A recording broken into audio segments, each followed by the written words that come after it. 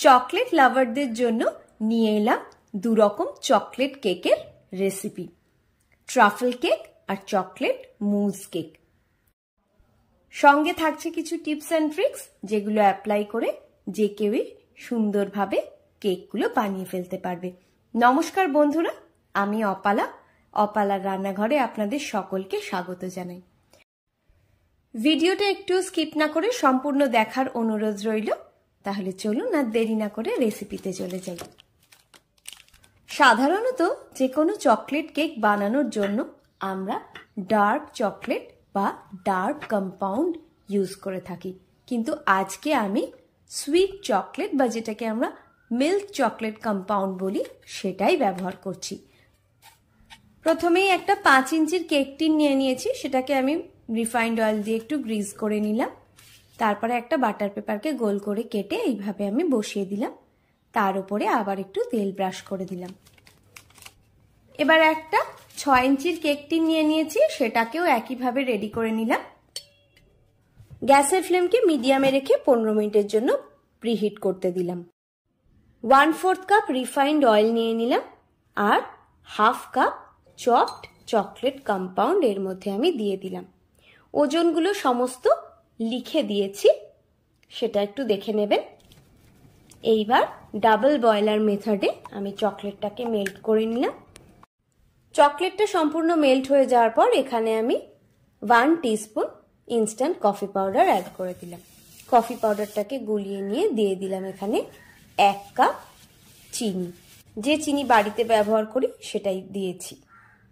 দিয়ে দিলাম 1 teaspoon vanilla essence আর 3/4 cup জল ঝরানো টক দই। এবার এই সমস্ত উপকরণগুলোকে ভালোভাবে মিশিয়ে নিচ্ছি। চিনিটাকে সবকিছুর সঙ্গে গুলিয়ে নেওয়ার পর এখানে একটা ছাঁকনি নিয়ে নিয়েছি, তার মধ্যে দিয়ে দিলাম 1.5 কাপ ময়দা, 1/3 cup cocoa powder, 2 tablespoon milk powder, 1.5 teaspoon baking powder আর উঁচু হাফ টিস্পুন বেকিং সোডা, অর্থাৎ হাফ টিস্পুনের চেয়ে সামান্য একটু বেশি। এবার সব এই শুকনো উপকরণগুলোকে ভালোভাবে আমি চেলে নিচ্ছি। এই কোকো পাউডারের যে দানাগুলো আছে, গুটলিগুলো, সেগুলো একটু চামচ দিয়ে ঘষে নিলাম। এইবার সমস্ত উপকরণগুলোকে আমি এইভাবে ঘুরিয়ে ফোল্ড করে মিশিয়ে নিচ্ছি।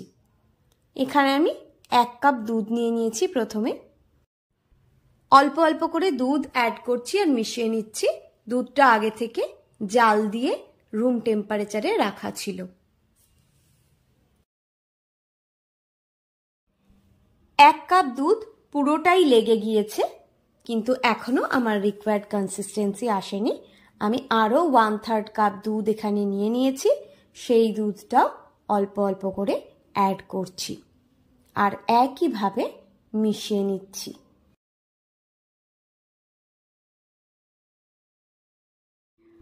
ওয়ান-থার্ড কাপ দুধটাও পুরোটাই আমার লেগে গেল।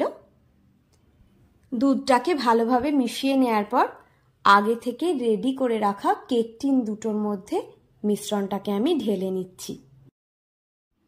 দুবার ট্যাপ করে নিলাম যাতে ভেতরে কোনো এয়ার বাবল না থাকে। এবার প্রিহিট করে রাখা হাঁড়িটার মধ্যে আমি সাবধানে এটাকে বসিয়ে দিলাম। ঢাকা দিয়ে গ্যাসের ফ্লেমকে লো আর মিডিয়ামের মাঝামাঝি রেখে প্রথমে 30 মিনিট আমি বেক করে নেব, তারপর একটু চেক করে নেব একবার। ছোট কেক টিনটাও আমি রেডি করে নিলাম। এখানে একটা ওভেনকে আমি প্রিহিট করে রেখেছিলাম 180 ডিগ্রি সেলসিয়াসে। এবার আমি 30 মিনিটের জন্য এখানেও বেক করে নেব। 30 মিনিট পর একবার চেক করে নেব। যতক্ষণ কেক দুটো বেক হচ্ছে ততক্ষণ আমি গানাশটা তৈরি করে নিচ্ছি। এখানে গানাশটা তৈরি করার জন্য চকলেট আর ক্রিমের রেশিওটা আমি রেখেছি 2:1। আমি যেহেতু একটা ট্রাফল কেক বানাবো, তার জন্য এই থিকনেসটা আমার কেকের জন্য পারফেক্ট হবে। 1 টিস্পুন বাটার অ্যাড করে দিলাম, বাটারটাকেও একসঙ্গে মিশিয়ে নিচ্ছি। এর চেয়ে বেশি লিকুইডই হলে কেকটাতে সেট হতে অনেক টাইম লাগতো। 35 মিনিট হয়ে গিয়েছে। কেকটা ভালোভাবে বেকও হয়ে গিয়েছে। একটা কাঠি দিয়ে চেক করে আমি দেখিয়ে দিলাম। এটাকে একটু ঠান্ডা করে আমি নামিয়ে নিলাম। এদিকে যে কেকটা আমার ওভেনে ছিল সেটাও আমার হয়ে গিয়েছে, সেটাকেও ঠান্ডা করে ওভেন থেকে আমি নামিয়ে নিয়েছি। এই কেকটা রেডি হতেও 35 থেকে 40 মিনিট মতন টাইম লেগেছে। দেখুন কেকটা কত সফট ময়েস্ট হয়েছে। ওপরটা যদিও একটু ক্র্যাক হয়েছে, কিন্তু ওটাতে কোনো প্রবলেম হবে না, কারণ ওপরটা তো আমি কেটে বাদই দিয়ে দেব। এখানে আমি কেকটাকে দুটো লেয়ারে কাটছি। প্রথমে একটা ছুরি দিয়ে দাগ দিয়ে নিলাম, তারপর একটা সুতো দিয়ে আমি সমানভাবে দুটো টুকরো করে নিলাম। ভেতরে দেখেছেন কত সুন্দর জালিটা হয়েছে। এবার ওপরের আনইভেন পার্টটাকে আমি কেটে নিচ্ছি। আগে যে গানাশটা বানিয়ে রেখেছিলাম সেটা আমি আধ ঘন্টার জন্য ফ্রিজে রেখেছিলাম সেট হওয়ার জন্য।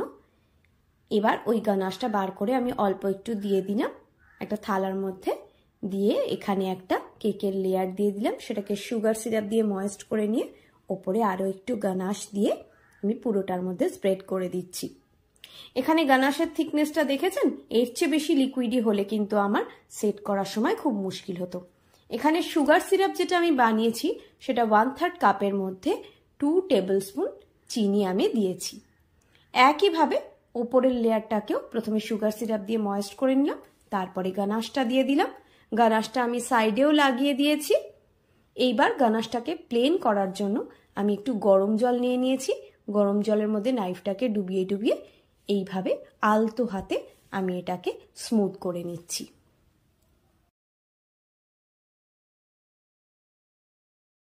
এবার এটাকে আমি আধ ঘন্টার জন্য ফ্রিজে রেখে দেবো সেট হওয়ার জন্য।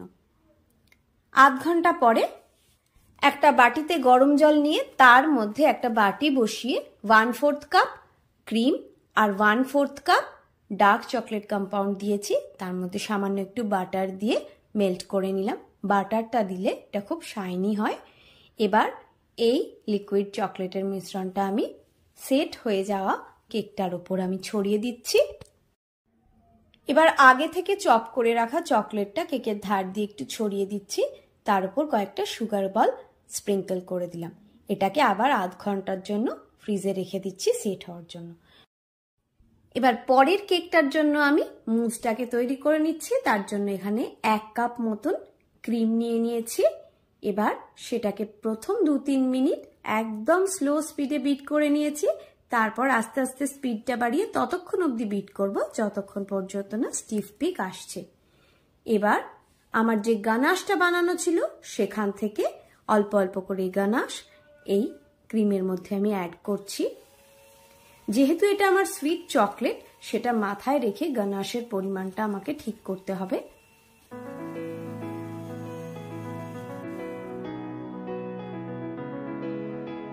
এদিকে সম্পূর্ণ ঠান্ডা হয়ে যাওয়ার পর কেকটা দেখুন কি সুন্দর দেখতে হয়েছে। এটাকে আমি এবার আনমোল্ড করে নিচ্ছি। দেখুন কত সুন্দর হয়েছে কেকটা, একেবারে সফট ময়েস্ট স্পঞ্জি। এবার এই কেকটাকে আমি 3টে লেয়ারে কেটে নেব। তার জন্য প্রথমে আমি ছুরি দিয়ে দাগ দিয়ে নিচ্ছি, তারপর সেই দাগের মধ্যে দিয়ে সুতো ঢুকিয়ে আমি কেটে নিচ্ছি। এতে করে কাটাটা একদম সমান হয়। দেখেছেন কত সুন্দর ভেতরটা হয়েছে, একেবারে জালি জালি। এইবার একটা থালার মধ্যে একটুখানি মুজ আমি দিয়ে দিলাম, তারপর ফার্স্ট লেয়ারটাকে বসিয়ে দিলাম। এখানে আমার একটা গন্ডগোল হয়ে গিয়েছিল, এই ফার্স্ট লেয়ারটাকে উল্টো করে বসাতে হতো। আসলে তখন অনেকটা রাত হয়ে গেছিল আর আমি তাড়াতাড়ি চেষ্টা করছিলাম কেকটাকে শেষ করার জন্য, তাই পরে আমার এটা খেয়াল হয়, কিন্তু তখন আর কিছু আমার করার ছিল না। একইভাবে প্রত্যেকটা লেয়ারকে প্রথমে সুগার সিরাপ দিয়ে ময়েস্ট করে নিয়েছি, তারপর এখানে আমি মুজটা লাগাচ্ছি। মুজটা লাগিয়ে পুরোটার মধ্যে স্প্রেড করে তারপরের লেয়ারটা আবার বসিয়ে দিচ্ছি। এইভাবেই 3টে লেয়ারকে আমি রেডি করে নিলাম। একদম টপ লেয়ারটা বসানোর পর ওপরে একটু বেশি করে মুজ দিয়ে দিলাম আর সাইডেও আমি দিয়ে দিলাম। দিয়ে এটাকে ক্রাম কোটিং করে প্রথমে আমি আধ ঘন্টার জন্য ফ্রিজে সেট হতে রেখে দিলাম। যে কোনো বিগিনারদের জন্য এই স্টেপটা কিন্তু খুব জরুরি, তাহলে পরবর্তী ফাইনাল ফিনিশিংয়ের সময় কোনো রকম সমস্যা হবে না। আধ ঘন্টা পর আমি বার করে নিয়েছি। এবার প্রথমে ওপরে আর সাইডে আমি একটু বেশি বেশি করেই মুজটা লাগিয়ে নিচ্ছি, তাতে ফিনিশিংয়ের সময় খুব সুবিধে হয়। এইবার হালকা হাতে একটা প্যালেট নাইফের সাহায্যে ওপরটাকে আমি এজগুলোকে একটুখানি ঠিক করে নিচ্ছি। ফাইনালি একটা কেক কম্ব নিয়ে নিয়েছি, সেটাকে 45 ডিগ্রি অ্যাঙ্গেলে রেখে আস্তে আস্তে ঘুরিয়ে ঘুরিয়ে এটাকে আমি ঠিক করে নিচ্ছি। এই স্টেপটা কিন্তু একটু সময় সাপেক্ষ, তবে ধীরে ধীরে করতে করতেই এটা অভ্যেস হয়ে যাবে।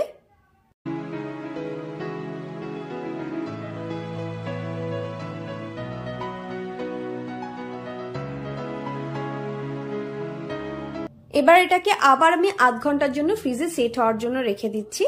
আধ ঘন্টা পরে আগে যে গানাশটা আমার বানানো ছিল ডার্ক চকলেট আর ক্রিম দিয়ে, সেটাকে একটা গরম জলের বাটিতে বসিয়ে আরেকবার আমি গলিয়ে নিলাম।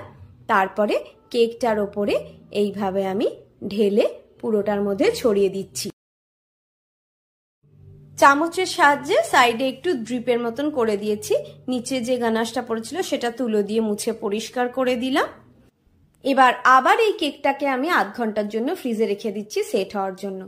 ততক্ষণে আমার প্রথম কেকটা পুরোপুরি সেট হয়ে গিয়েছে।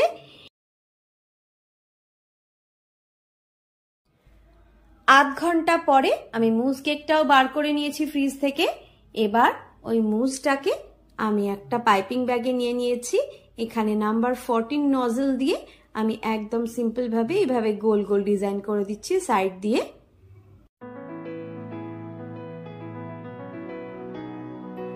সব শেষে নিচ দিয়ে এইভাবে আমি বর্ডার করে দিলাম। দুটো কেকের রেসিপিকেই যতটা সম্ভব ছোট করে এবং যতটা সম্ভব ডিটেলসে আমি বলার চেষ্টা করেছি। রেসিপি দুটো যদি আপনাদের ভালো লাগে বা আপনারা যদি উপকৃত হন, তাহলে ভিডিওটাতে একটা লাইক দিয়ে আমার চ্যানেলটা সাবস্ক্রাইব করার অনুরোধ রইল। সবাই ভালো থাকবেন। আজ এই পর্যন্তই।